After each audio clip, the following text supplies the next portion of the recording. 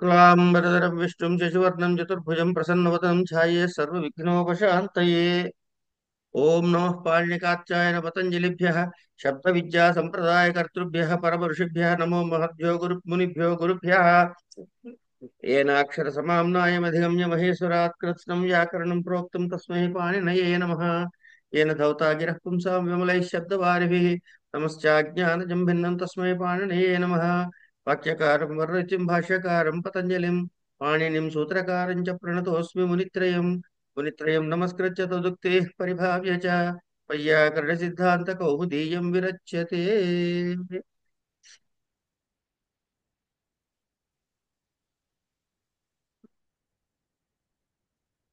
అపపరివర్జనే. ఇప్పుడు మీ చేతిలో పుస్తకం ఉంది కదా? ఉందండి. ఉంది.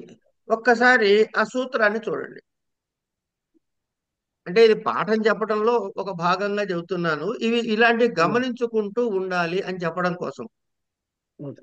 అపపరి కలిపి రాసి ఉందా, అపాపరి విడివిడిగా ఉందా? అపపరి వరకు ఒకలా ఉందండి, వర్జనే విడిగా ఉంది.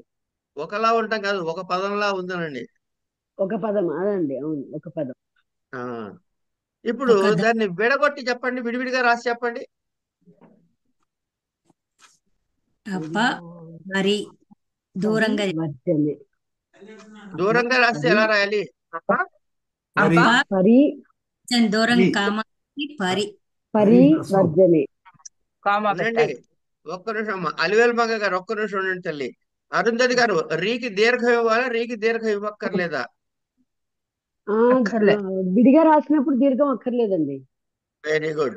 ఎందుకు ఇవ్వక్కర్లేదు? అంటే దానికి అర్థం వేరే ఉన్నట్టుంది, అందుకనే మనం దాన్ని విడగా తీసాము. కాదు. ఆగండి అమ్మా, అలివేలు మంగమ్మ గారు ఉండండి ఒక్క నిమిషం తల్లి. మీకు అర్థమైంది నేను అడుగుతున్న ప్రశ్న. ఒక్క నిమిషం ఆగండి. ఇంకా ఎవరైనా ప్రయత్నం చేయండి. అపాపరి రెండు పదాలండి, ఆ అందుకని అపపరి వస్తుంది ద్వితీయ. ద్వితీయనా? ద్వివచనం. హరిహి హరి అంటాం కదా, ఆ హరి అనే దీర్ఘం వస్తుంది, అది ద్వివచనము. అంటే రెండు హరులే ఉండక్కర్లేదు, లైన్ గట్టి ఎన్నైనా చెప్పచ్చు. ఏమండి? అంటే ఇప్పుడు దీని అర్థం ఏంటండి మరి? అపాకి అండ్ హరి అని, పా అండ్ పరి అని దీర్ఘం. హరి కింద దీర్ఘ. హరి ఎలా రాస్తారు? ఒకటి ఏకవచనం అయితే హరి అంతే, దీర్ఘం రాదు. అట్లా అనమాట. ఇప్పుడు రామ లక్ష్మణ భరత శత్రుఘ్నా అని రాస్తాం. విడగొట్టి రాయబోయి అంటే రామ లక్ష్మణ భరత శత్రుఘ్న అంతే. అంతే. ఏమండి? అదే రామ హరి కలిపి రాయమని అనుకోండి, రామ హరిహి అని విడివిడిగా రాస్తే రామ హరి అని రాయొచ్చు. Okay okay. రమా శబ్ద రమా హరి అని రాయొచ్చు. సీతకి ద్వివచనం చెప్పండి.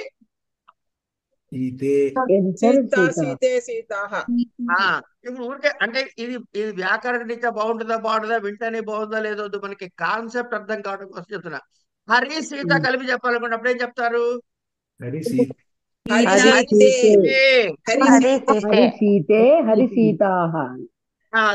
సీత ఉండదు.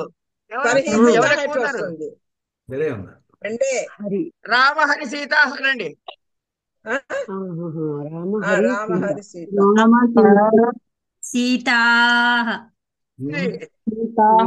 రాసుకోవచ్చు అని చెప్పడం కోసం ఇది అనమాట. ఊరికే పరి అంటే మనము అప్పుడప్పుడు రాస్తాం కాబట్టి మనకి ఈ కలిపి ఒకే. దీన్ని ఏమంటారంటే సంస్కృతంలో రాస్తే పైన గీత గీస్తారు చూసారా, దాన్ని శిరోరేఖ అంటారు. పైన రాస్తాం కదమ్మా, ఆ శిరోరేఖ ఒకటే ఉంటుంది. దీన్ని ఇది ద్వంద్వ సమాసం, ద్వంద్వం అనమాట. అందుకని ద్వివచనంలో చెప్పాం. అప్పుడు ఒకే శిరోరేఖ రాయాలి. అదే విడగొడితే అప పరి అని మాత్రమే రాయాలి. ఇవి రెండు ఏమిటి ఎక్కడైనా విన్నట్టుందా? వీటికి ఏవో వేరే పేర్లు ఉన్నాయి మనకి తెలిసి. వర్జనం అంటే విడిచిపెట్టడం కదండి. అవన్నీ వదిలే తల్లి, వర్జనం గురించి తర్వాత మాట్లాడదాం. అప అంటే ఇవి ఏమిటి, పరి అని ఇవి ఇంతకుముందు ఒకసారి నేర్చుకున్నాం, మళ్ళీ ప్రాదుల్లో కూడా నేర్చుకున్నాం కదండి. ఆ తల్లి కరెక్ట్. దీన్ని ఏమంటారు? ఉపసర్గలు. ఉపపదాలు. అప్ప. ఉపసర్గ ఎప్పుడవుతుంది అది? ఇప్పుడు ఉపసర్గ కాదు. అప పరి అని ఊరికే అంటే ఉపసర్గ కాదు. ఉపసర్గ క్రియాయోగే ఆ క్రియాయోగంతో వ్యత్యయం చేత కలిస్తేనే. రోగం ఆగమ్మా చెందితే ఆగమ్మా, అపవర్గే వేరు, ఇది వేరు. అపా పరి వేరు, అపవర్గం వేరు. ఉపవర్గము అంటే ఆల్మోస్ట్ రీచింగ్ ది పర్పస్, ఫలప్రాప్తి ఫలప్రాప్తి ఫలప్రాప్తి మోక్షంగా దగ్గర. అపవర్గ ప్రదాయ అని శివునికి పేరు ఉంది కదా. అందరికీ ఉంది, విష్ణువు కూడా పెట్టుకోవచ్చు ఆ పేరు, తప్పేం లేదు. దాన్ని శివుడు పెట్టుకోవచ్చు ఒక్కడికే కానీ కన్ఫైన్ చేయక్కర్లా. శివనామాల్లో ఉంది అది. అదే చెప్తా కాదు, ఆయన ఒక్కడికే కన్ఫైన్ చేయక్కర్లా, ఎవ్వరికి ఏ దేవుడికైనా ఈ పేర్లు పెట్టేయచ్చండి. అవును సార్. ఈ ప్రాదులు ఎందుకంటే రోగం చెందితే అని దాని అర్థం అని చెప్పారు. వీటికి ఏ ఏ ఏ సంజ్ఞ ఉంటుంది అని చెప్పండి ముందు. నిపాత స్వా సంజ్ఞ, అండి. నిపాతాః నిపాత, గతిశ్చ. నిపాత సంజ్ఞ ఉంటుంది. అవును ఓకేనా? అవును. ఇప్పుడు చెప్తా వినండి. ఇవన్నీ ఆ కడారాత్ ఏకా సంజ్ఞ అనేటటువంటి ఒక అధికారంలో ఉందని చెప్పుకున్నాక సరే. గుర్తొచ్చిందా? Yes sir. 4146 to 4197. Very good. ఇవన్నిటికీ కూడా నిపాత సంజ్ఞ ఉంటుంది. అయితే ఆ కడారాత్ ఏకా సంజ్ఞ కాబట్టి దాని తర్వాత కొత్త సంజ్ఞ వస్తే ఈ పాత సంజ్ఞ ఉండదు ఇంకా. అవును. అంటే ఇప్పుడు వీటిని ఏమన్నారు? ఈ ఈ నిపాతలు క్రియాయోగములో ఉంటే ఉపసర్గ అనే సంజ్ఞ వస్తుంది. అప్పుడు దీనికి ఉపసర్గకి ఇంకా మళ్ళీ నిపాత అనే సంజ్ఞ ఉంటుందా? ఉండదు. ఉండదు. ఉండదు. వీడియో చూస్తుంటే తెలిసిపోతే ఏం ఆన్సర్ చెప్పాలో. ఏమండి, ఇప్పుడు క్రియాయోగంలో లేదనుకోండి, దీనికి ఏ సంజ్ఞ ఉంటుంది? నిపాత సంజ్ఞ. నిపాత. ఎప్పటిదాకా ఉంటుంది అంటే ఇంకో సంజ్ఞ వచ్చే వరకు. ఇలా కొన్ని సందర్భాల్లో వీటికి ఈ ఈ ప్రాదులకే గతి. ఏమండి కర్మ ప్రవచనీయ సంజ్ఞ అంటారు. ఏం సంజ్ఞమ్మా? కర్మ కర్మ ప్రవచనీయ సంజ్ఞ. కర్మ ప్రవచనీయ సంజ్ఞ అని. కర్మ ప్రవచనీయా అని దీని యొక్క సూత్రం.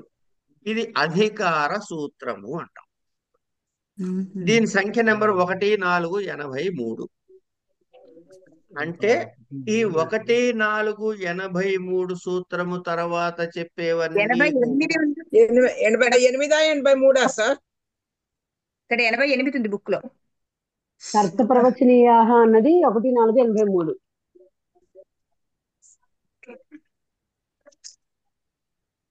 అది అధికార సూత్రం అని చెప్పారు ఇప్పుడు. అవును.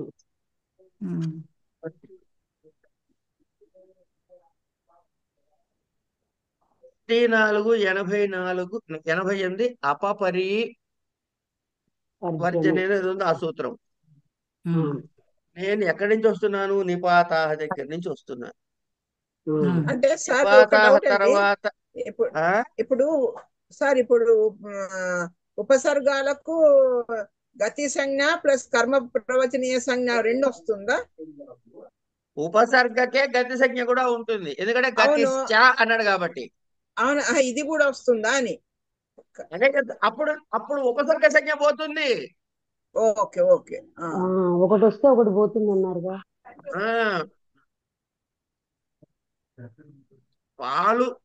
పాలుగా ఉన్నంత వరకు పాలు తోడేస్తే పెరిగే. పాలు పెరుగు రెండు పేర్లు ఉండవు. చిలికేస్తే మజ్జిగే, పెరుగు పేరు ఉండదు. కాచేస్తే వెన్నే, పెరుగు పేరు ఉండదు, మజ్జిగ పేరు ఉండదు. కరగబెడితే నెయ్యే, వెన్నపూస పేరు ఉండదు. అట్లా అన్నమాట. సరే, కర్మ ప్రవచనీయా. ఇది ఎందుకు వస్తుందో తర్వాత చూద్దాం. ఓకే. ఇక్కడ ఏంటంటే ఉపసర్గలనే వాడతాం. అలాగా ఇప్పుడు మనం వాడుతున్న పంచమీ విభక్తిలో, మనం చదువుకుంటున్న పంచమీ విభక్తిలో అపపరివర్జనే అన్నది 1488. అంటే ఇది కర్మ ప్రవచనీయ సంజ్ఞ కలిగినది అని గుర్తుపెట్టుకోండి. ఓకే, కర్మ ప్రవచనీయ సంజ్ఞ.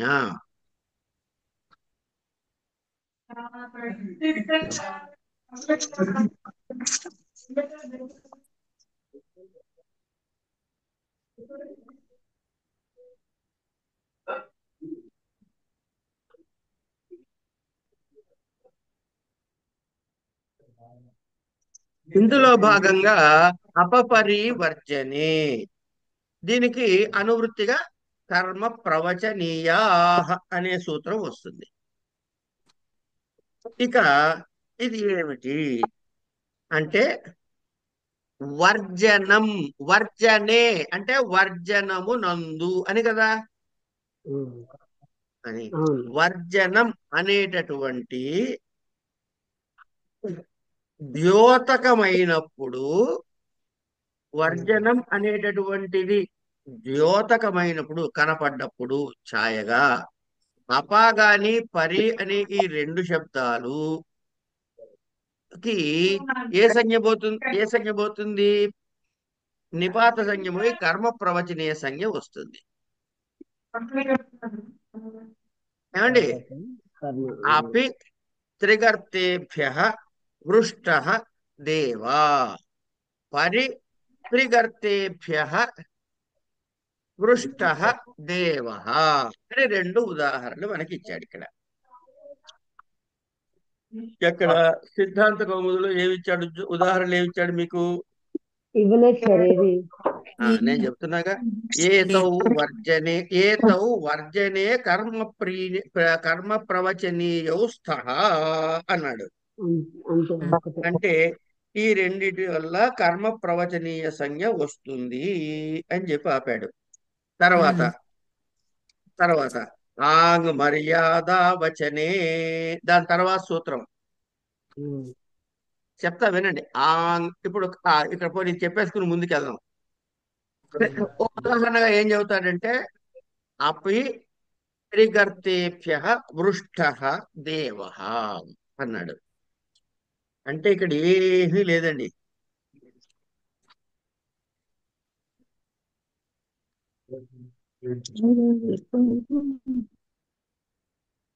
ఇప్పుడు మన భోజనానికి పిలిచారనుకోండి ఎవరైనా, మనం డైటింగ్ లో ఉన్నాం, అన్నం తప్ప అన్ని తింటాం. చపాతీలు తింటాం, పూరీలు తింటాం, పుణుకులు తింటాం, మిరపకాయ బజ్జీలు తింటాం కదా. ఉమ్. అప్పుడు ఏమనొచ్చు అంటే అన్నం తప్ప అన్ని తిన్నానయ్యా అని చెప్పాలంటే మీరు ఏం చెప్పచ్చు అంటే పరివోదనాత్ భుక్తం అనొచ్చు. లేకపోతే అపబోధనాత్ భుక్తం, అపపరి అన్నాడు కదా, అపబోధనాత్ భుక్తం అనొచ్చు. అపబోధనాత్ భుక్తం అంటే అర్థం ఏంటి? అన్నం తప్ప అన్ని తిన్నాడు అని అర్థం. ఓదనం వర్జయిత్వా సర్వం భుక్తం ఇత్యర్థః. అర్థమైందండి కాన్సెప్ట్? ఉమ్. ఇలా వదిలేసి అనే అర్థంలో అపా గాని పరి గాని వాడితే అప్పుడు ఏదైతే వదిలేయబడిందో దానికి పంచమి విభక్తి వస్తుంది. ఇంతే ఇందులో సూత్రం. ఇందులో పెద్ద ఘనకార్యమైన విషయం ఏమీ లేదు మీకు. ఉమ్. ఏ అర్థంలో వాడాడు అపాపరి? వర్జనం అనే వర్జనే వర్జనే వర్జనార్థంలో. వర్జనం లోపల. దాని తర్వాత చూడండి, రాంగ్ మర్యాద వచనే అంటే మర్యాద అభివిధి అని రెండు రకాలుగా ఆంగ్ అనేటువంటి ఉపసర్గ వస్తుందమ్మా. ఇది వినండి ఒక్కసారి జాగ్రత్తగా. ఆంగ్ అనే ఉపసర్గని రెండు సార్లుగా వాడచ్చు. ఎట్లా?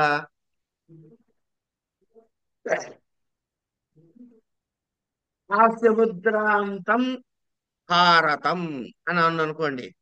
ఆ సముద్రం వచ్చే వరకు ఉన్నటువంటి అంటే సముద్రము గీతకి ముందు వరకు ఆబాల గోపాలాది అన్నాం ఆబాల అన్నాం అనుకోండి అంటే పిల్లలతో కూడా అని అర్థం. అంటే ఇక్కడ ఈ ఆ అనే పదం ఆంగ్ అంటే అంగాకారం పోతుంది ఆ మిగులుతుందిలేండి. అప్పుడు ఏంటి అర్థాలు వస్తున్నాయి? ఒక అర్థంలో ఏదైతే చెబుతున్నావో దాన్ని కలుపుకుని ఒక అర్థంలో ఏదైతే చెప్తున్నావో దాని వరకు అని. ఏమండి ఆ బాల గోపాలం అన్నాం అనుకోండి, ఇప్పుడేంటి ఈ బాలుతో కూడా అని. ఆ సేతు హిమాచలం అంటే ఆ సేతు ఆ సేతు హిమాచలం హిమాచలం. హిమాచలంతో కలుపుకుని ఓకే. ఆహా. ఆ సేతు హిమాచలం అన్నాం కదమ్మా. ఆ. ఏంటి సేతువు నుంచి ఆ హిమాచలం వరకు మొత్తం అంతా కలుపుకుని ఆ. ఈ కింద మధ్యలో ఉన్నది భూభాగం. దక్షిణ నుంచి ఉత్తరం హిమాలయాల సరే, ఆ సైడ్ లో వదిలేస్తే కాన్సెప్ట్ ఏంటి? ఆంగ్ అంటే ఆ అనే దానిలో రెండు అర్థాలు ఉన్నాయి అని చెప్పడం వరకు ముందు అర్థం చేసుకోవాలి. ఏమిటా రెండు అర్థాలు? ఒకటి కలుపుకుని, రెండు బార్టర్ అని. ఏమండి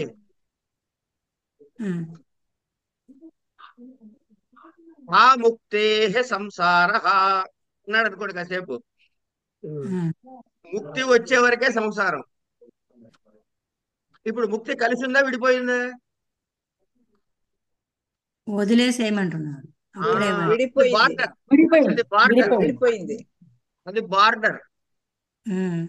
ఆ బార్డర్ వరకు అని. ఇప్పుడు సూత్రం చూడండి. ఆంగ్ మర్యాద వచనే అన్నాడు. ఆంగ్ మర్యాదయా ముక్త సంజ్ఞ స్యాత్ వచన గ్రహణాభి విధి వచన గ్రహణాద్ అభివిధావపి అని. అంటే ఆంగ్ మర్యాద వచనే అని పదచ్ఛేదం చేసుకుంటే తేన వినేతి మర్యాద తేన సహేతి అభివిధి అని చెప్పబడుతుంది అనమాట. మీకు టెక్నికల్ గా చెప్పాలంటే దానితో సహా తేన వినా అది లేకుండా అంటే అది బార్డర్ గా పెట్టుకునని, తేన సహా దానితో కలిపి అని. దీనికి ఏం చెప్పారు? తేన విధ అన్నదానికి మర్యాద అని పేరు పెట్టుకున్నాం, తేన సహితము అంటే కనుక అభివిధి అని పెట్టుకున్నాం. ఇలా హద్దుగా చెప్పే స్థలంలో దానిని విడిచి చెప్పేదాన్ని మర్యాదని, దాన్ని కలుపుకొని చెప్తే అభివిధి అని చెబుతున్నాం. ఇక్కడేం చెబుతున్నాడు? మర్యాదార్థములో ఆంగ్ కర్మ ప్రవచనీయ సంజ్ఞ కలిగినది ఉంటుంది. ఆంగ్ మర్యాదాయాం అని మాత్రమే సూత్రం చెబితే సరిపోతుంది. కానీ వచనే అన్నాడు. ఈ వచన శబ్దంతో ఏమైంది? అభివిధి అనే అర్థాన్ని కూడా తీసుకోవచ్చు అని చెప్పాడు. అంటే అభివిధి మర్యాదార్థములలో ఆంగ్ అనే ఉపసర్గ వస్తే ఇక్కడ దేని ఆ హద్దు చెప్పినటువంటి ఏదైతే ఉందో దానికి పంచమీ విభక్తి వస్తుంది. ఓకేనండి. రఘువంశం ఎవరైనా చదువుకున్న వాళ్ళు ఉన్నారా? ఒక్క సర్గ చదివినాను సార్. సర్గ చదివాము. కొన్ని శ్లోకాలు. ఒక సర్గ, అది చెప్పండి, అది రెండు చెప్పండి. సర్గలు. నా పరితోషాత్ ఏదో ఉంది చూడండి. నోటికి రావు సార్.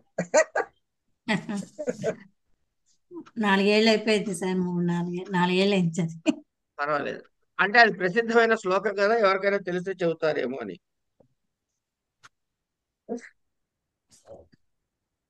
ఇప్పుడు అపహరే సంసార అన్నాం అనుకోండి. ఉపపరివర్జనే అపహరే సంసార ఉన్నాం అనుకోండి.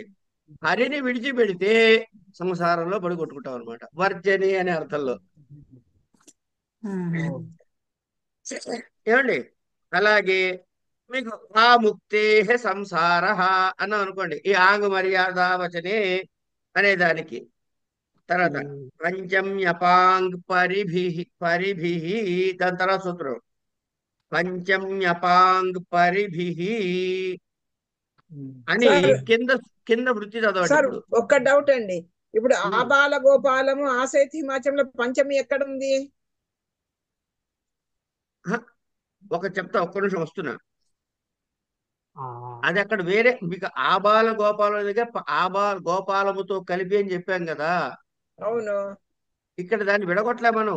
ఆబాల గోపాలం తర్వాత ఏం చెప్పలేదుగా. ఓకే. ఓకే, అంటే పెళ్ళికి ఇంటిల్లి బాతికి రండి అని మొత్తం శుభలకి ఆగమ్మా ఇచ్చినట్టు. ఆగమ్మ, కాదు కాదు కాదు కాదు. కాదు కాదు. ఈ కర్మ ప్రవచనీయ సంజ్ఞలు ద్వితీయ విభక్తిలో కూడా ప్రవర్తిస్తాయి. అది చదువుకున్నాడు మీకు తెలుసు, అందుకని వదిలేయండి అది అన్నారు. ఇక్కడ అవునండి. పంచమి లేదు, విభక్తి అక్కడ. ఇక్కడ అవునవును. పంచమి లేదమ్మా, కానీ ద్వితీయ విభక్తులు కూడా కర్మ ప్రవచనీయాలు ఉన్నాయి. ఓకే అవును. సార్. మన ఇంకా ద్వితీయ చదవలేదు కదా, అప్పుడు మీకు అర్థమవుతుంది. Okay sir. ఇప్పుడు చదవండి. ఏతైః కర్మ ప్రవచనీయైర్యోగే పంచమి స్యాత్ అపహరేః పరిహరేః సంసారః. అంటే అపహరేః సంసారః, పరిహరేః సంసారః. పరిరత్ర వర్జనే లక్షణాదౌ తు హరిం పరి ఆముక్తేః సంసారః ఆసకలాత్ బ్రహ్మ అని ఉదాహరణ ఇచ్చాడనమాట. ఆసకలాత్ బ్రహ్మ అంటే బ్రహ్మ నుంచి ఆ సకలాత్ ఈ సకలమంతా వ్యాపించి బ్రహ్మ పదార్థము ఉంటుంది అని చెప్పటం. దాని తర్వాత ప్రతి ప్రతినిధి ప్రతిదానయోహో. ప్రతి ప్రతినిధి ప్రతిదానయోహో. తర్వాత సూత్రం ప్రతినిధి ప్రతిదానే చ యస్మాత్. ప్రతినిధి ప్రతిదానే చ యస్మాత్. యస్మాత్ అంటే ఏ విభక్తిలో ఉందమ్మా యస్మాత్ అనేది? పంచమి. పంచమి. అంచేత ప్రతి ప్రతినిధి ప్రతిదానయోహో అని సూత్రం చెప్పి దీని కర్మ ప్రవచనీయ సంజ్ఞం వస్తుందని తెలిసి దీనికి పంచవిభక్తి వస్తుందని చెబుతున్నాడు. అంటే ప్రతి ప్రతినిధి ప్రతిదానయోహో ఏమిట? ప్రతినిధి ప్రతిదానము అని ఈ అర్థాలు వచ్చేటప్పుడు ప్రతి అనే కర్మ ప్రవచనీయ సంజ్ఞ కలిగి ఉంటుంది అని వరకు మాత్రమే మొదటి సూత్రం 1492కి. తర్వాత తర్వాత ఏమిటంటున్నాడు? దాని ఎగ్జాంపుల్ చెబుతున్నాడు. ప్రతినిధి ప్రతిదానేచ యస్మాత్ అంటే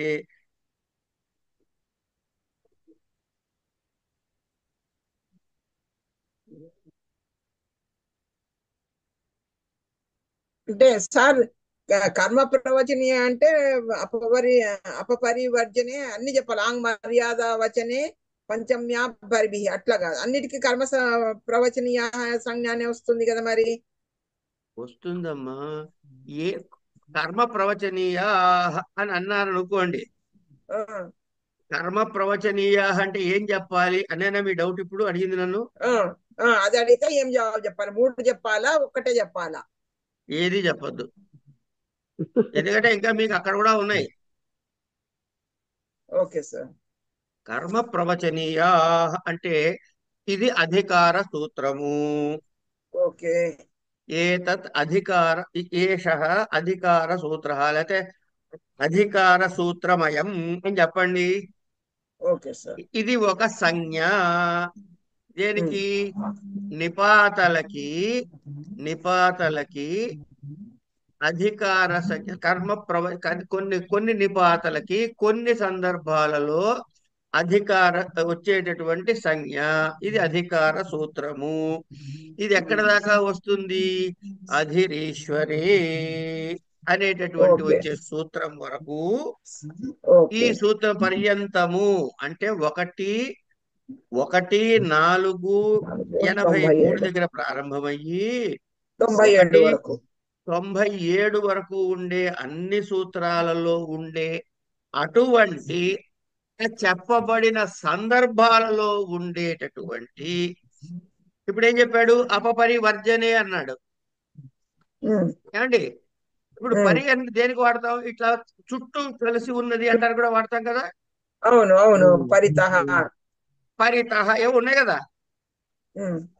కనుక ఆ అర్థంలో దానికి కర్మ ప్రవచనీయ సంఖ్య రాదు. అవును. వర్జనార్థంలో వాడితేనే కర్మ ప్రవచనీయ సంఖ్య ఓకే. వస్తుంది. ఓకే. కనుక అలా వచ్చినప్పుడు పంచవిభక్తి వస్తుంది. మీరేం రాయాలి? ఇది అధికార సూత్రము, సంజ్ఞా సూత్రము కూడా. ఎందుకు? కర్మ ప్రవచన సంజ్ఞ పెడుతున్నాగా ఇప్పుడు. ఉమ్. ఇది అధిరీశ్వరి అనే సూత్రం వరకు ఉన్న మధ్యలో వచ్చేటటువంటివన్నీ కర్మ ప్రవచనీయ సంజ్ఞకలు అవుతాయి. అయిపోయింది.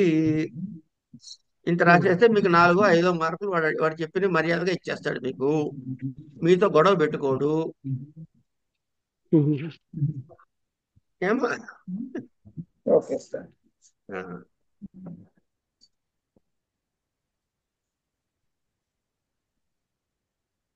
ప్రతినిధి ప్రతిదానే చ యస్మాత్ అన్నాడు.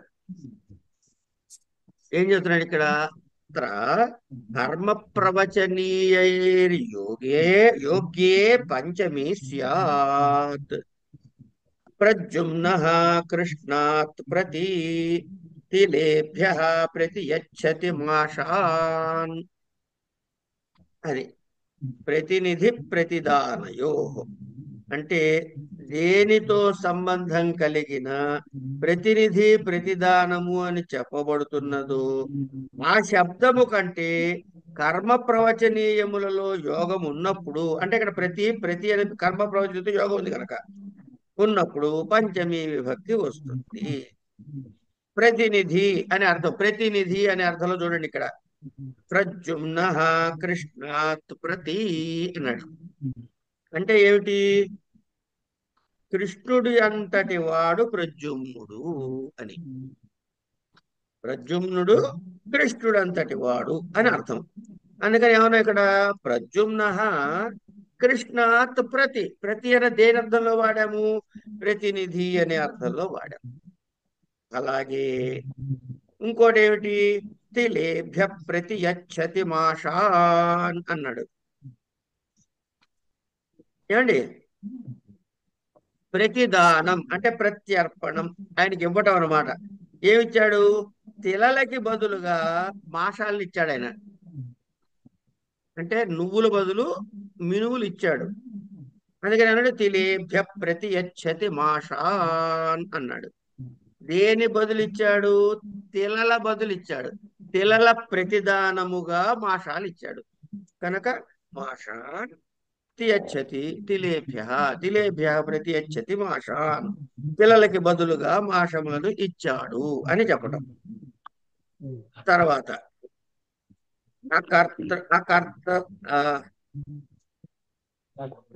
అకర్తర్ వృణే పంచమి. అకర్తర్ వృణే పంచమి. అది అది వాన యకారం యావత్తు కదా ఉన్నది.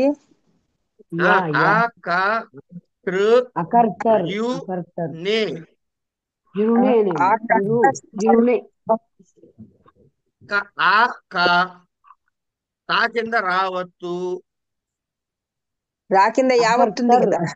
రా కింద యావత్తు. ఆగమ్మా, రావత్తు ఉంది, వట్రసుడు కూడా ఉంది. అవును. అది కర్తరి రుణే, కర్తర్యుణే. ఓకే, మరి అట్లాగే ఉంటాయి. అప్పుడు ఏమొస్తుంది అంటే పంచమి వస్తుంది. వస్తుంది అందువల్ల అక్కడ మీరు సంధి కలిపి యకారం పెట్టారు. యణాదేశము ఎన్ ఆదేశముగా వచ్చింది. ఎన్ అంటే ఏంటండి? ఎవరలు ఎన్నులు ఒకటి అయిపోయినాయి. ఎవరైనా తెచ్చిస్తారా? ఏంటంటానండి? పంపిస్తా ఇప్పుడే. అరుణ గారు ఏంటో అంటున్నారు, మాకు అర్థం కావట్లే. ఊరేలు పంపిస్తారంట.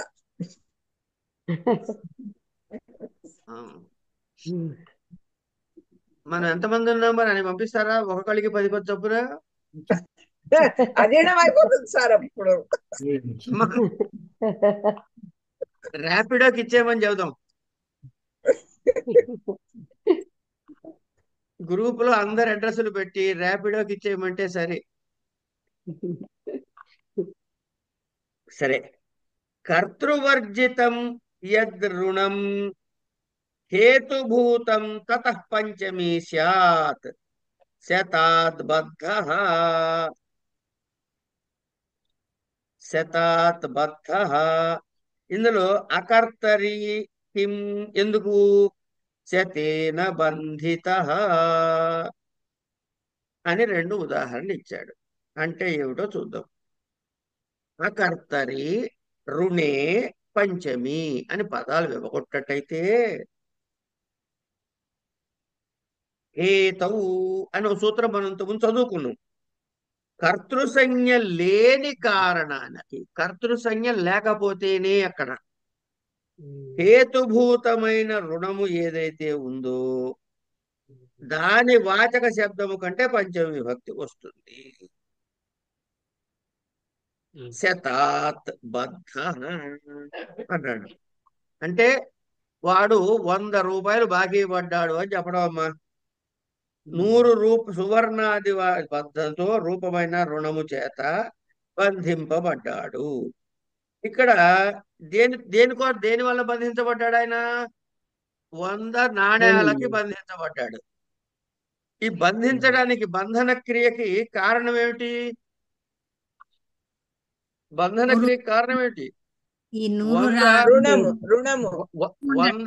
100 నాణేల రుణం. అది హేతువు. అంటే ఈ శతానికి హేతు ఏమిటి?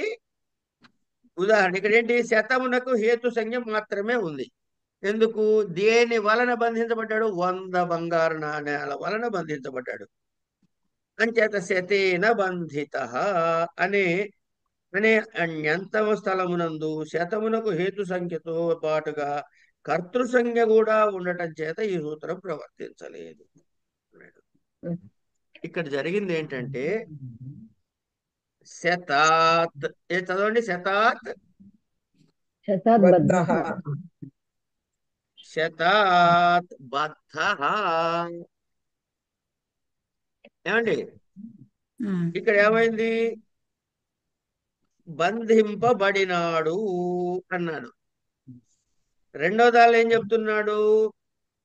అదే ఈ న్యంత ప్రయోగం మీకు తెలియదు కదా. ఇంకా న్యంత ప్రయోగము అంటే అదే మీకు తెలుసు, నిత్య అందరికీ తెలియదు. నిత్య which is a new word is not known to many. అందుకని ఇప్పుడు నేను ఓ పని చేస్తున్నా అనుకోండి, వినండి అమ్మా అందరూ, కొత్త పాఠం చెప్తున్నా, నిత్య అనే మాటని చెప్తున్నా. ఏమిటది అంటే నేను కర్త,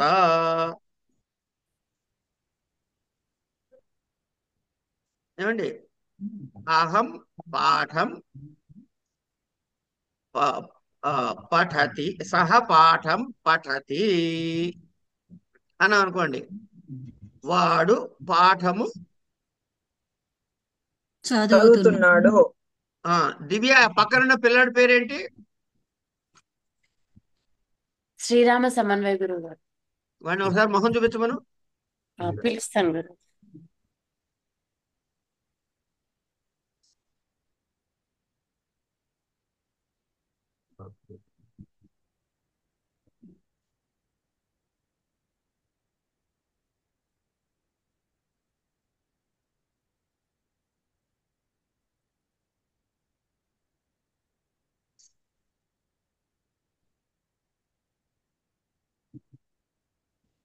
రా రా, నిన్నేమనను రా, దా నిన్నేమనందా.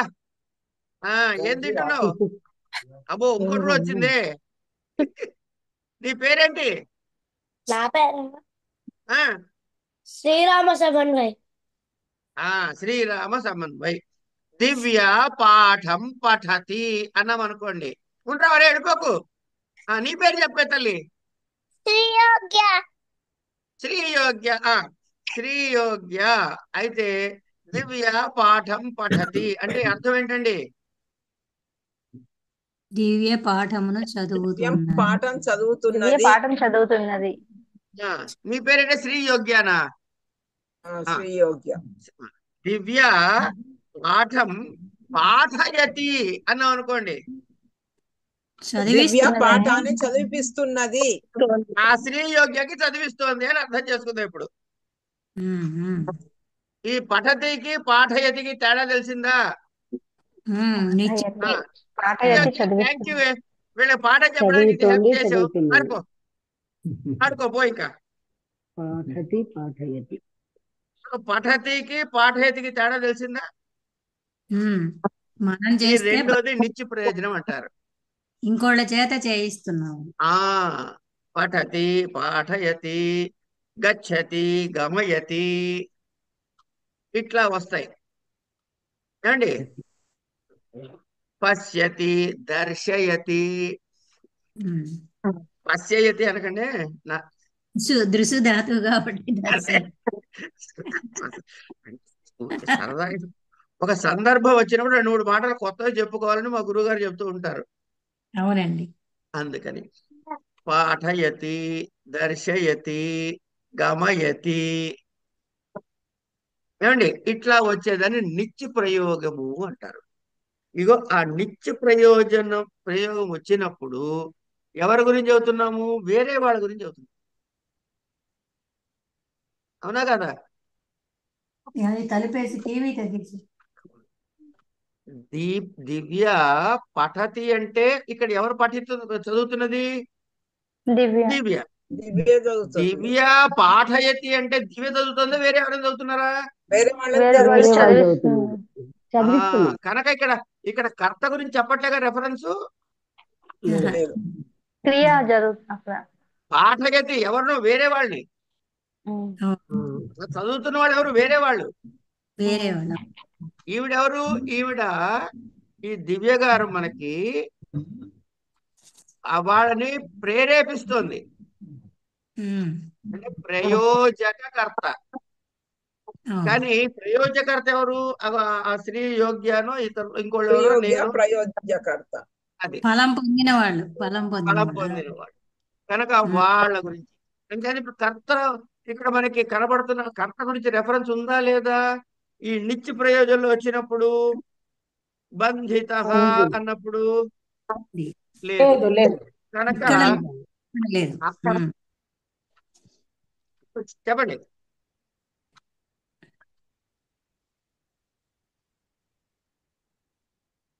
ఇక్కడ రెండో చోట ఏమైంది? శతేన బంధిత అన్నప్పుడు శతముతో బంధించబడ్డాడు అని చెప్తున్నాడు. కర్త రెఫరెన్స్ కూడా ఉంది ఇక్కడ. ఉంది దాంట్లో కూడా. కారణం 100తో అన్నది కారణము ఉంది. ఎవరు బంధించబడ్డాడో వాడి రెఫరెన్స్ కూడా ఉంది. అంటే కర్తరియా ఇది అకర్తరియా? కర్తరి.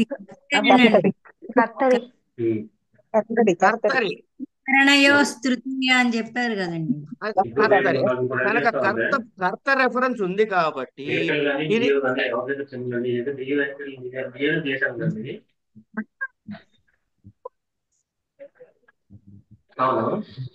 ఇప్పుడు ప్లీజ్ మ్యూట్ చేసుకోండి.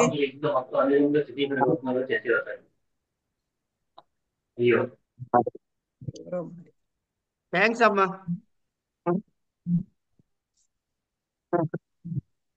ఇక్కడ సూత్రములో అకర్తరి అని ఉంది కాబట్టి ఇక్కడ శతేన బంధిత అన్నప్పుడు వాడు బంధించబడ్డ కర్త శబ్దం కూడా తెలుస్తోంది కాబట్టి ఇక్కడ పంచమి రాకుండా తృతీయ, మామూలుగా వచ్చే తృతీయ వచ్చింది. హేతౌ అని తృతీయలో చదువుకున్నాం కాబట్టి ఆ తృతీయ విభక్తి ఇక్కడ ప్రవర్తించింది. అంటే ఏమిటి అర్థం? ఇక్కడ కర్తరి అయితే తృతీయని బాధించి పంచమి వచ్చింది. అంతేనా? శతాత్బద్ధ.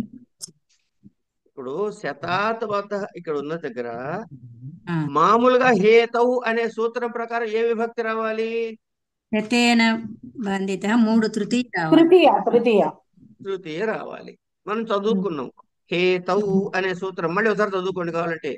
కానీ ఇక్కడ అకర్తరి వచ్చినప్పుడు హేతువుతో పాటు అకర్తరి అయితే పంచమి వస్తుంది అన్నాడు. అంటే ఆ సూత్రానికి ఇది ఏమిటవుతుంది? అపవాద సూత్రం. ఏమంటే అపవాద సూత్రము. అది అయిపోయింది. తర్వాత ఎక్కడున్నాం? విభాషా గుణే అస్త్రియా.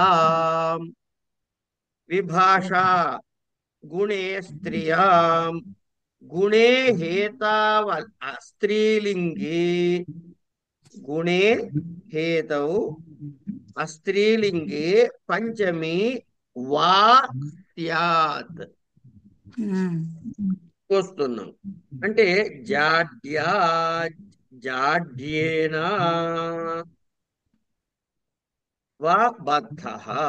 అంటే గుణము గురించిన చెబుతున్నప్పుడు, ఒక గుణ సందర్భముగా ఉన్నప్పుడు, జాడ్యం అంటే గుణమేగా, మన లక్షణంలో ఒక భాగమేగా. బద్ధకము అదేమిటి? అది వస్తువా? బద్ధకం అనేది లక్షణమా? గుణము గుణము గుణము గుణం గుణము. ఇప్పుడు ఇంకో 3 మాటలు చెబుతా వినండి, దీంతో సంబంధం లేనివి. ద్రవ్యము, గుణము, క్రియ అని 3 పేర్లు గుర్తుపెట్టుకోండి.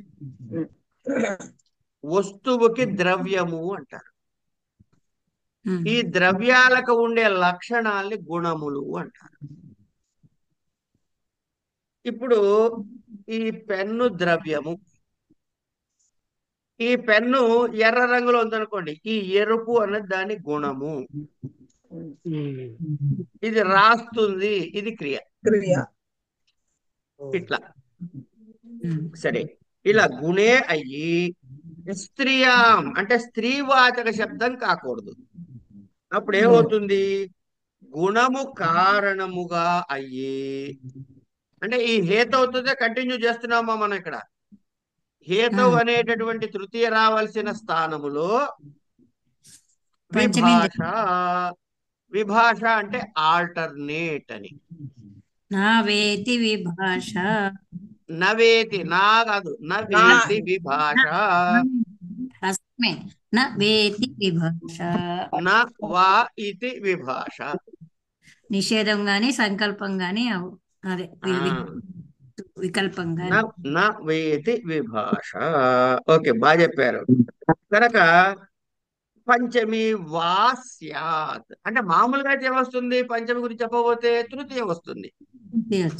అందుకని 2 విభాష అంటే అది గాని ఇది గాని వస్తున్నాడు కాబట్టి. ఇప్పుడు ఇక్కడ మనం ఒక్క నిమిషం ఆగండి.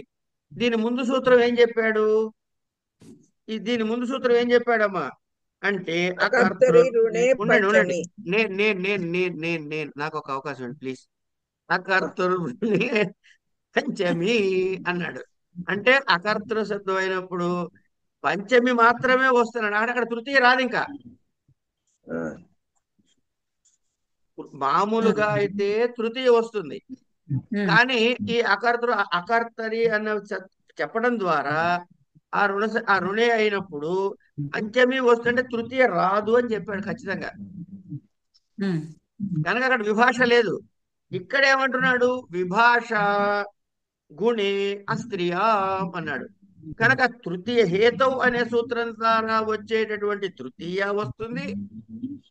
ఈ సూత్రం ద్వారా పంచమి కూడా వస్తుంది. ఇది క్లియరా? అంటే జాడ్యేన వా బద్ధః. జాడ్యాత్ బద్ధః. జాడ్యేన బద్ధః.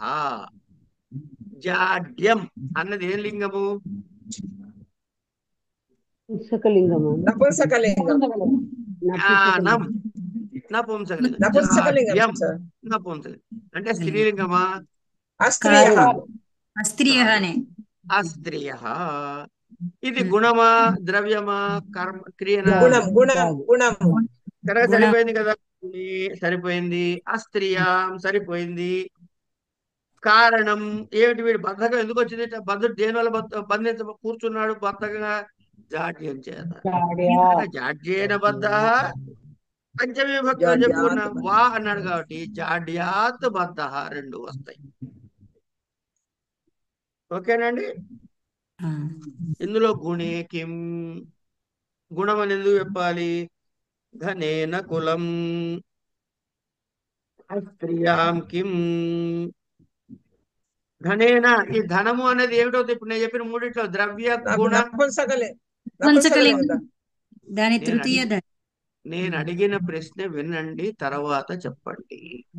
నేను స్త్రీలింగమా పుంలింగమా అడగలేదు. ద్రవ్యమా? ద్రవ్యం సార్, ద్రవ్యం. ద్రవ్యం, ద్రవ్యం అన్నది కదా, గుణము కాదు కదా. కాదు. అవునా? సూత్రంలో ఏమన్నాడు? విభాష గుణే అన్నాడు కనుక ద్రవ్యము.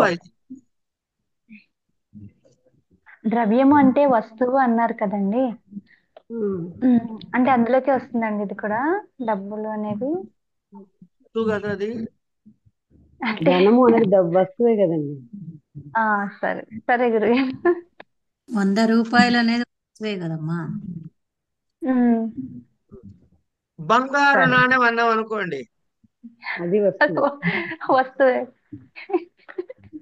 బంగారం మెరుస్తోంది అన్నాం అనుకోండి, అది గుణం. గుణం ఏది గుణం? మెరవడం. మెరవడం గుణం. బంగారం ద్రవ్యం. ద్రవ్యం. ద్రవ్యం. ద్రవ్యం. అంతే. ఇక్కడ ధనం అంటే ఏ లింగము? నపుంసకలింగం. నపుంసకలింగం అంటే అస్త్రీయం సరిపోయిందిగా. కానీ ఏం సరిపోలేదు? గుణే అన్నాడు. ఇది గుణము కాదు కనుక ఇక్కడ పంచమి రాలేదు. అర్థమైందా అండి? రైట్. తర్వాత అస్త్రియాం కిం. అస్త్రియాం అని ఎందుకన్నాడయ్యా అంటే బుద్ధ్యా ముక్త. బుద్ధి అన్నది ద్రవ్యమా గుణమా? గుణం సార్. గుణం. గుణం. గుణం అంటే గుణం సరిపోయింది ఇక్కడ మన సూత్రంలో. కానీ స్త్రీలింగం అవుతుంది అది. బుద్ధి. బుద్ధి స్త్రీలింగం. తృతీయలో బుద్ధి ఇవన్నీ స్త్రీలింగాలు. కానీ సూత్రంలో ఏం చెప్పాడు? అస్త్రియాం అన్నాడు. కనుక ఇప్పుడు ఈ సూత్రం ప్రవర్తిస్తుందా? ప్రవర్తించకూడదు.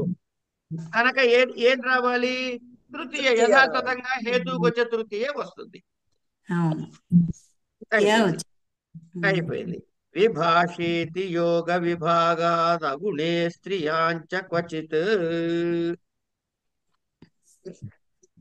ఇక్కడ ఒక మాట చెప్పాలి.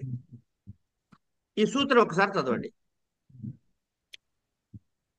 విభాషా గుణే స్త్రియాం.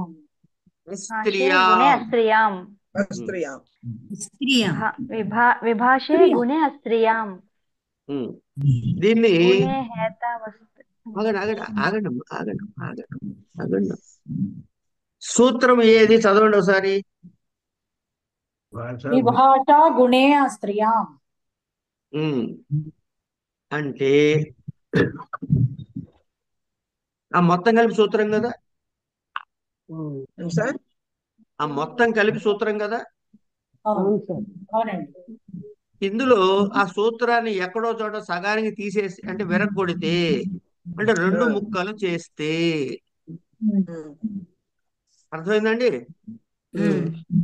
దాన్ని యోగ విభాగము చేయుట అంటారు. ఇప్పుడు మొత్తం సూత్రం ఏమిటి? దీనిలో విభాష అన్న దగ్గర యోగ విభాగము చేసి అన్నాడు. అప్పుడు ఏమిటవుతుంది? యోగ విభాగం చేశాం కాబట్టి గుణవాచకమైనప్పుడు కూడా కొన్ని చోట్ల విభక్తి ప్రవర్తిస్తుంది. గుణవాచకమైన కొన్ని చోట్ల ప్రవర్తిస్తుంది. ఎట్లా? ధూమాత్, అగ్నిమాన్ అనే ఉదాహరణలు. స్త్రీలింగం అయినా కూడా కొన్ని చోట్ల ప్రవర్తిస్తుంది. ఇట్లా నాస్తి నాస్తి ఘటోనుపలబ్ధే అనేది ఉదాహరణ ఇచ్చాడు. అంటే అర్థం ఏంటంటే యోగ విభాగము చేసినప్పుడు గుణము అయినా స్త్రీలింగం అయినా గుణము కాకపోయినా స్త్రీలింగం అయినా కూడా ప్రవర్తిస్తుందయ్యా అని చెప్తూ అన్నిటికీ ఇది వర్తించదు. కొన్ని అంటే ఇది ఎందుకు చెప్తారంటే యోగ విభాగం చెప్తా. మనం ప్రతిదానికి యాంటి నేను యోగ విభాగం చేసిన పెట్టారని అనకండి. అది పూర్వ ప్రయోగాల్లో కొన్ని మనకు కనపడతాయి. అది ఎక్కడికో చూస్తున్నాను. గీత గారు ఎటు చూస్తున్నారండి తమరు?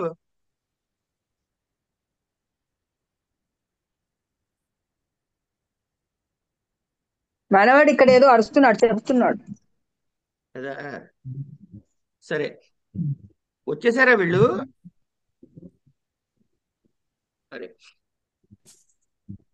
ఓ 8 అయిందా? సారీ 8 అయిందండి, నేను టైం చూసుకోలేదు. 8 కాలేదు సార్, 4:38. 11:45.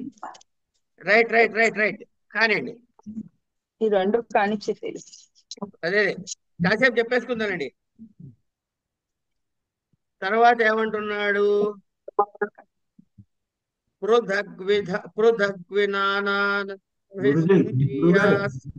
గురుగారు సార్ ఇంతకుముందు ఘట పుల్లింగం కనుక అయినా కూడా అప్లై అయిందని అర్థం అక్కడ.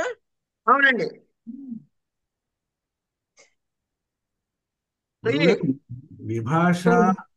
విభాష గుణే అన్నప్పుడు వాడు మనం యోగ విభాగం చేస్తే విభాష అగుణే అని కూడా చేసామా? అలా కాదు, ఇక్కడ సూత్రం విభాష అని ఆపేసేయండి. ఇంకప్పుడు గుణే అనే నియమం గాని అస్త్రియం అనే నియమం గాని లేవుగా. లేవు, అది విభాగం. అందుకని ఎక్కడైనా ఆ కొన్ని ప్రత్యేక సందర్భాల్లో మనకు కనపడుతున్నాయండి ఆ ప్రయోగాలు. సరే, అవి దాని సాధుత్వం సాధించటం కోసమని దీన్ని యోగ విభాగం చేసి అని చెప్తారు అంతే. ఎందుకు? వ్యాకరణం యొక్క పరమ తాత్పర్యం ఏమిటి అంటే శబ్ద సాధుత్వమును సాధించుట కదండి. అందుకని అలాంటి ప్రయోగాలు ఒకటి అరా అక్సర్ దిక్కుతా అంటే అప్పుడప్పుడు కనబడతాయి కాబట్టి వాటికి ఇట్లా చెప్పి దాన్ని సమర్థిస్తారు అంతే. తర్వాత పృథగ్వినానాభిస్తృతీయా అన్యతరస్యాం, ఇది సూత్రం. పృథగ్వినానాభిస్తృతీయా అన్యతరస్యాం అని కలిపి సూత్రం. ఏమండి చదివి ఏమంటాము? ఏభిర్యోగే తృతీయా స్యాత్ పంచమి ద్వితీయా చ అన్యతరస్యాం గ్రహణం సముచ్చయార్థం. సముచ్చయము అంటే ఈ అన్ని కలిపి అని అర్థం అమ్మా. ఏమండి రెండు కలిపి అని అంటే ఇప్పుడు ఏమేమిటి వస్తాయి? ఒకటి యథాప్రకారంగా నానా అనేటటువంటి తృతీయ అన్యతరస్యా అంటే ఈ పృథక్ వినా నానా అనే ఈ పదాల యొక్క యోగములో ఎప్పుడైతే ఈ పదాల యొక్క యోగాన్ని గ్రహిస్తామో ఈ శబ్దాలతో యోగం ఉన్నప్పుడు వికల్పముగా అన్యతరస్యామనడుగా వికల్పముగా ఏమిటవుతుంది? తృతీయ విభక్తి వస్తుంది. తృతీయ రాకపోతే పంచమి గాని ద్వితీయ గాని కూడా వస్తాయి అని దీని తాత్పర్యం. అంటే ఈ పృథగ్గు వినా నానాతో యోగం ఉన్నప్పుడు తృతీయ వచ్చే స్థలంలో పంచమి ద్వితీయ రెండు కూడా అంటే 3 రకాల విభక్తుల్లో చెప్పవచ్చు అని దీని తాత్పర్యం. ఎట్లా చెబుతున్నాడు? పంచమి ద్వితీయ చానువర్తతే అని పృథగ్ రామేణ రామాత్ పృథగ్ రామాత్ పృథగ్ రామం అని ఏదైనా చెప్పవచ్చు. ఏవం వినా నానా అంటే ఎలా చెప్పాలి? వినా రామేణ, వినా రామాత్, వినా రామం. నానా అనుకోండి, నానా రామేణ, నానా రామాత్, నానా రామం, ఇట్లా చెప్పుకోవచ్చు అని తృతీయ. నానా అంటే ఏమిటి సార్ అర్థము? చాలా బహుత్వం అండి. బహుత్వం. నానా విధాలు ఉంటుంది. నానా విధాలు, నానా విధాని కర్మాణి. అది తర్వాత కరణే చ స్తోకాల్పశ్చ స్తోకాల్పకృచ్ఛ్రకతిపయస్యాత్ సత్వవచనస్య ఏభ్యో ద్రవ్యవచనేభ్యః. ద్రవ్యవచనములు అంటే ఏమేమి వస్తాయి చెప్పండి ఒక్కసారి చూద్దాం. వ్యాధులు వస్తాయి నాగండి. ఈవిడ పేరేమిటి? అలివేలు బంగ గారు, డాక్టర్ గారు తప్ప. చెప్పండి. భయంకరమైనటువంటిది గురువుగారు. శంకర, నేను ఏమడిగాను ఇంతకీ? ఉగ్ర అద్రవ్యవాచక ఏమిటో చెప్పండి. అమ్మా, నేను అద్రవ్యం అంటే మీకు ఉగ్రం అని వినపడిందా? అనండి. తల్లి, ద్రవ్యం ద్రవ్యం నేను అడిగింది వినండి ఒక్కసారి నాకు ఒక అవకాశం ఇస్తే మళ్ళీ చెబుతానమ్మా మీకు అర్థమయ్యేలాగా. అద్రవ్యవాచకము అంటే ఏమిటి? వస్తువులు కానివి. వస్తువులు కానివి. వస్తువులు అద్రవ్యం అంటే వస్తువులు కానివి. గుణములు సార్, అవ్యయాలని చెప్పచ్చు. ద్రవ్యము కానిది. గుణములు కదా. ఎందుకని ఊహిస్తున్నారు? నేను వస్తువులు 3 కానివి విషయాలు గురుగారు. చెప్పా. నేను 3 చెప్పా మీకు. ఏమిటా 3? ద్రవ్యము, ద్రవ్యములు, గుణము. కానివి అని ఇంకోటి, చెప్పారు. ద్రవ్యము గుణముతో పాటు ఇంకోటి చెప్పా, క్రియ. గుణము. క్రియ క్రియ క్రియ క్రియ. ద్రవ్యము, 3 గుణము, క్రియ. ఎవరు చెప్తున్నారు? భాస్కర్ దేవి గారు. ఆవిడ చెప్పలే. ఎవరు చెప్పారమ్మా? ద్రవ్యము గుణము క్రియ. ద్రవ్యము, గుణము, క్రియ సార్. రైట్. గురుగారు. భాస్కర్ దేవి, గీత, రైట్. వీళ్ళిద్దరే మాట. ఇంకోటి అరుంధతి గారు మాట్లాడారు. అద్రవ్యము అంటే ఏమేమి చెప్పొచ్చు ఇప్పుడు? వస్తువు కానివి. ద్రవ్యము కానివి. ద్రవ్యము శ్రీ ఓకే, అంటే రామచంద్ర, గుణము క్రియ సార్. గుణము క్రియ సార్. గుణము క్రియ చెప్పచ్చు. గుణము క్రియ. Okay okay.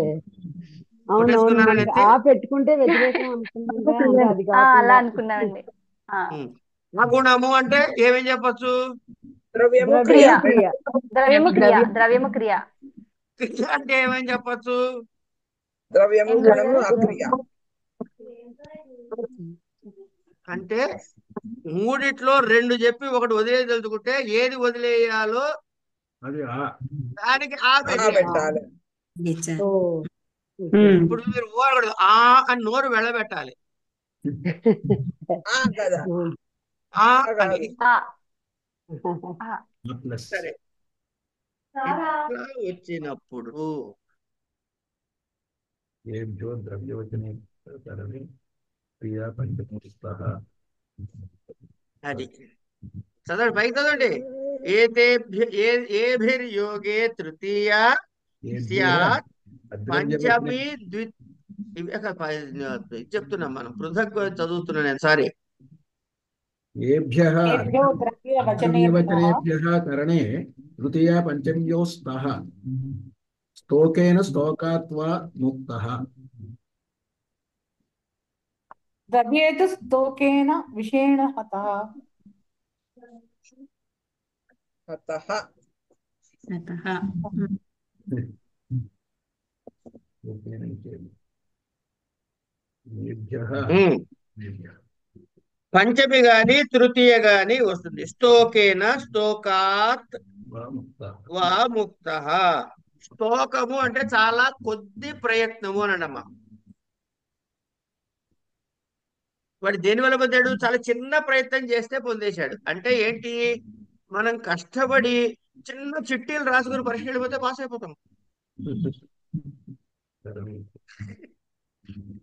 అంటే ఎక్కువ శ్రమ పడకుండా అన్నమాట. తర్వాత దూరాంతికార్థేభ్యో ద్వితీయాచ్చ. ఈ చా పెట్టాడు కాబట్టి తృతీయ వస్తుంది, అదే పంచమి వస్తుంది, ద్వితీయ కూడా వస్తుంది. ఏభ్యో ద్వితీయ స్యాత్ పంచమి తృతీయే చ ద్వితీయ, పంచమి, తృతీయ ఈ మూడు కూడా వస్తాయి. అవును, ఇంతకీ ద్వితీయని ఎందుకు పట్టుకొస్తున్నాడు? ఎక్కడి నుంచి వచ్చింది మీకు ద్వితీయని? ఎక్కడా చెప్పలేదు కదా అని కంగారు పడకండి. ఎందుకంటే కర్మ ప్రవచనీయాలు ప్రారంభమైంది ద్వితీయ విభక్తిలో కాబట్టి ఇక్కడి నుంచి ఇది కూడా అక్కడ వస్తుంది, ఇక్కడ వస్తుంది అని చెప్పడం లక్షణం. ఇక్కడ గ్రామస్య దూరం, గ్రామస్య దూరాత్, గ్రామస్య దూరేణ అనేటటువంటి దూరం గురించి. అంతికం దగ్గరగా అన్నమాట. లేక గ్రామస్య అంతికం, గ్రామస్య అంతికాత్, గ్రామస్య అంతికేన అని.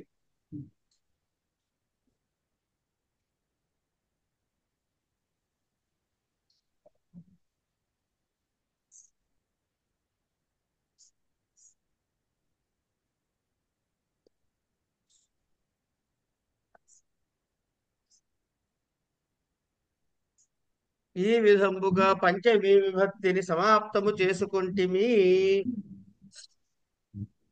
అని ఒకసారి చదివేది మిగిలింది.